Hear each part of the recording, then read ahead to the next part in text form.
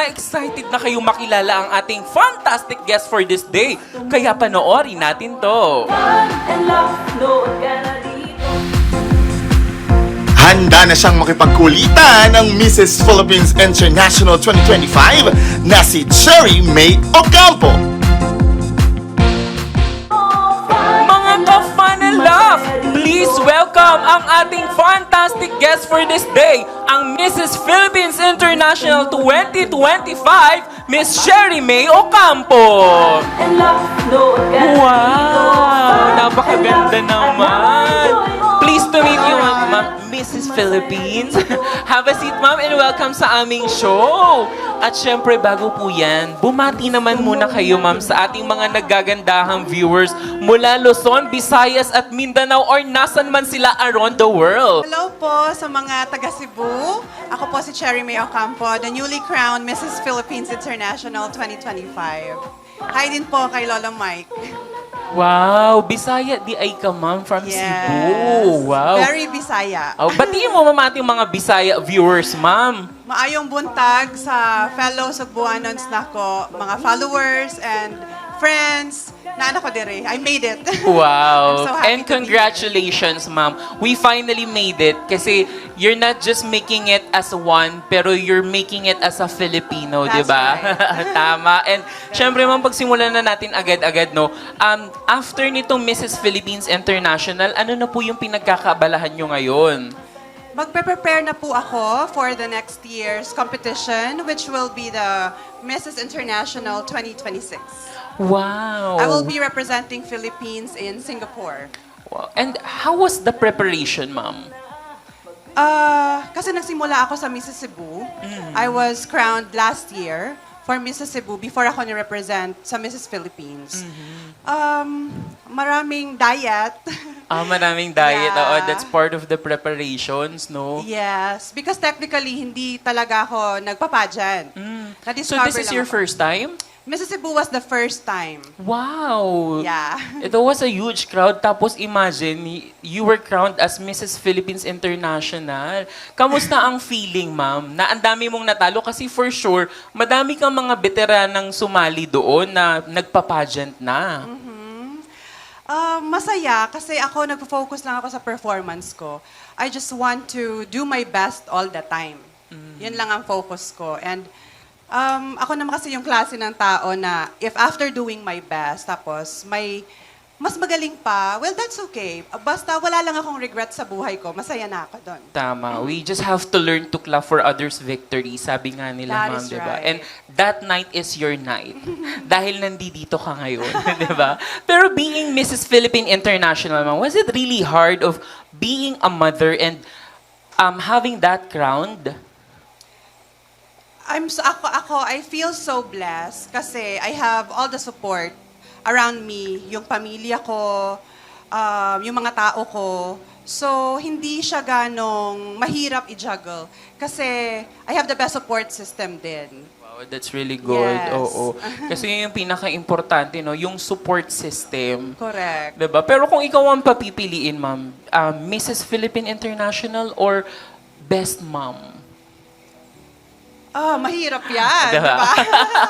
Well, ang Mrs. Philippines International kasi, it's an opportunity that you cannot miss. Yes. Pero yung mommy naman, andyan naman kasi lagi yan from the very beginning. So, I'm very proud as well na I'm a single mom kasi of 3 kids. Wow. So, I'm not getting any support from the dad of my kids, but God is good. So, God always provides for us, which is, I'm very, very thankful. Thankful. And ngayon lang namin na-discover, ma'am, no, na hindi ka lang beauty queen, but you're also a super woman. Diba? Thank Mahirap you. po ba ang pagiging isang single mom?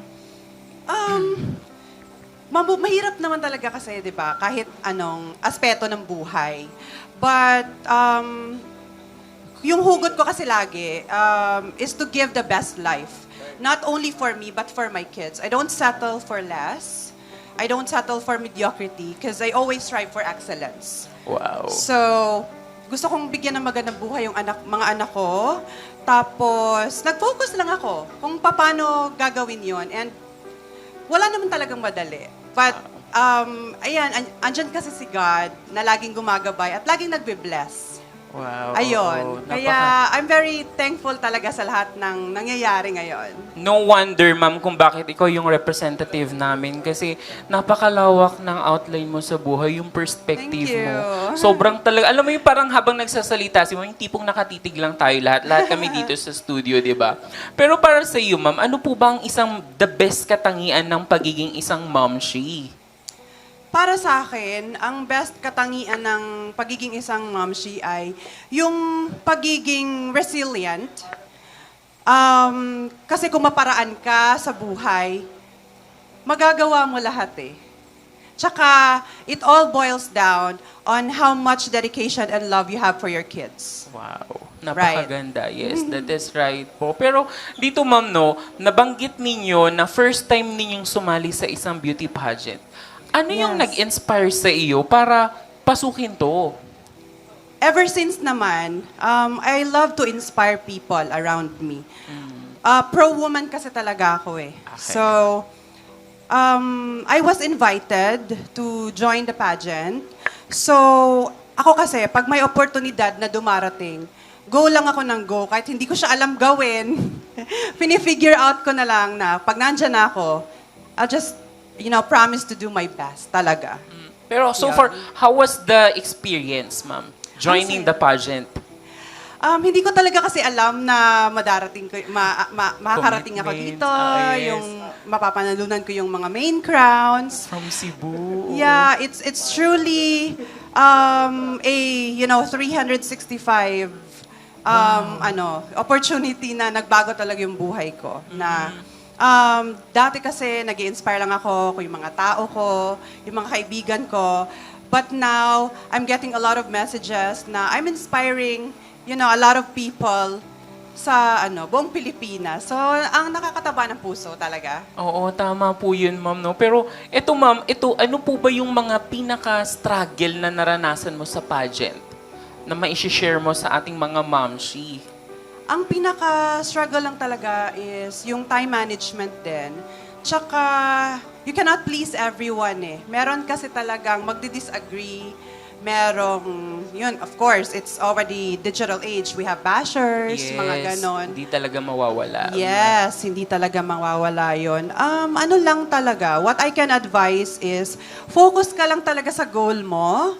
Huwag kang magpapadistract because at the end of the day, kilala mo yung sarili mo eh. You have a good heart.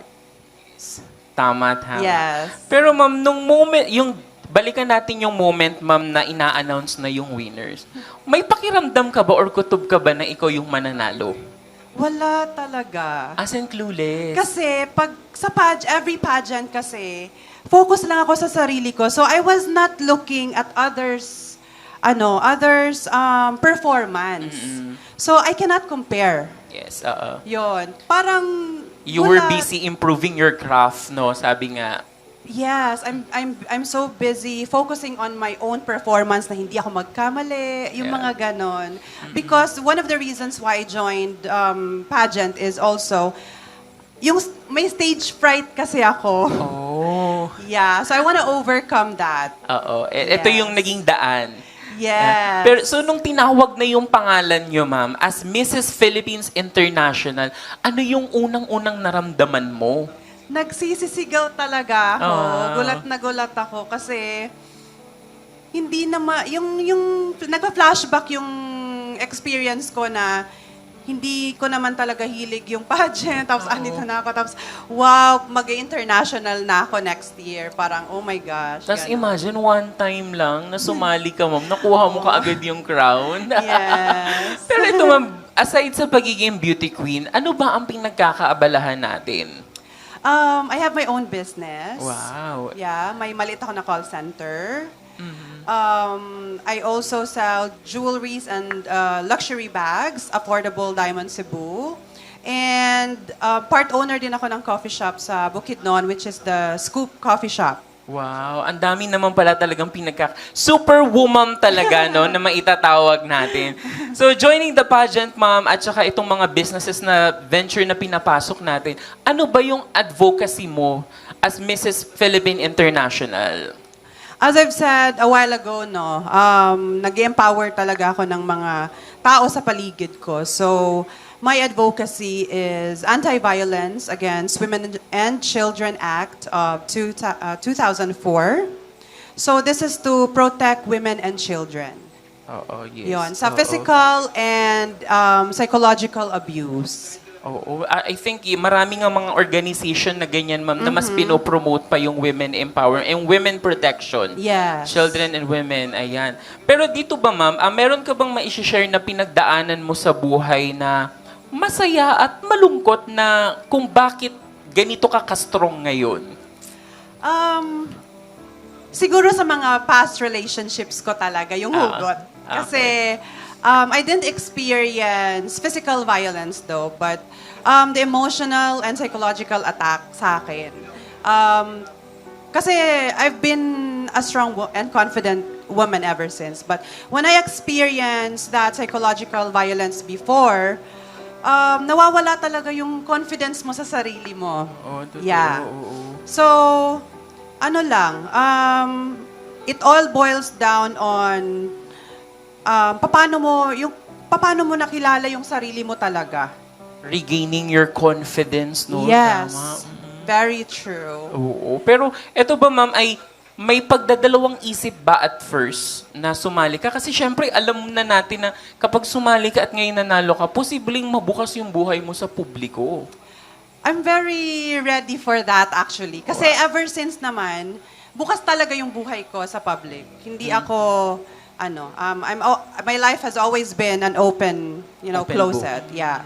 So, I'm very ready for everything. And once I decide na go na talaga at paninindigan ko talaga siya. Wow. Pero eto, ma'am, di ba? Alam natin na maraming nagsusupport, pero hindi natin maiiwasan na may mga bashers, di ba? Yes. How do you handle them? I normally ignore talaga and focus lang on positivity talaga sa buhay. Wow, that's Yes. good. Kasi hindi naman sila makakatulong. That's Diba? right. That's right. Pero para sa iyo, ma'am, no, ano ba ang ibig sabihin ng isang beauty queen? Para sa akin, ang beauty queen talaga is not just, matalino ka or maganda ka, but it's really being true to yourself, having a big heart. Yun talaga. Kasi we grow old, 'di ba? Nawawala yung physical na ganda. Tama. But yung puso mo talaga na tumulong at mag-inspire ng mga tao, andyan na yan eh. Yan yung maglalas at that will leave us a legacy. Yes. Tama. Pero balita ko, ma'am, no, madami ka din daw natanggap na special awards. Yes. Wow, Ron. ano-ano yung mga awards na to, ma'am? Sa Mrs. Philippines, Best in Advocacy, Wow. Best in Interview, Mrs. Charity. I also won the Silver Award for Darling of the Press during Wow. our press con. Nakalimutan ko na isa. Grabe, parang puro wow na lang yung sinabi ko. Parang nakatitig na lang ako kay ma'am, no? Pero sa dami ng napanalunan mo, talaga nga naman para sa'yo talaga yung crown, di ba? Pero syempre, Miss Sherry, hindi naman pwedeng hindi namin makita ang inyong queen walk, di ba? Pwede mo ba kaming mapagbigyan? Sure. Yan. At syempre, Miss Sherry, music guys, please. Patayuin muna natin ang ating Mrs. Philippines International.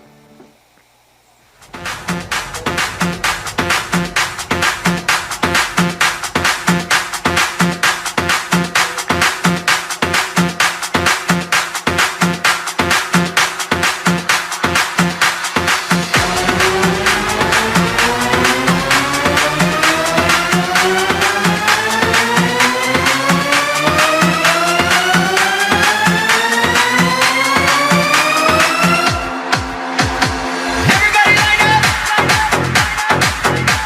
The show is about to start! Wow! Tunay na queen of talent at queen of inspiration ng ating fantastic guest na si Miss Sherry May. Pero ito na po ang iyong chance na magpasalamat, mag-shoutout sa iyong mga supporters as Mrs. Philippines International Grand Winner 2025. Ayan.